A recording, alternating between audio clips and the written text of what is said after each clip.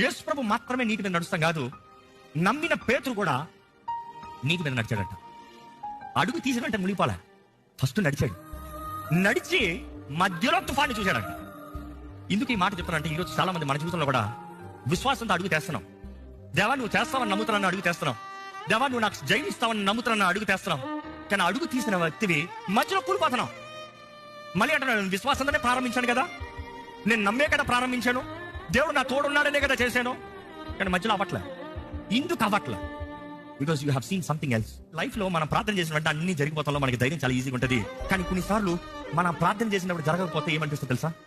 ఏంటి జరగట్లే, ఏంటి అవ్వట్లే, ఏంటి జరగట్లే, ఏంటి అవ్వట్లే, ఏంటి మునిగిపోతున్నా, ఏంటి దేవుడు నా ప్రార్థన జవాబు అవట్లేదా, ఏంటి నా పరిస్థితి ఏంటి? అప్పుడు కేక వేస్తున్నాడు.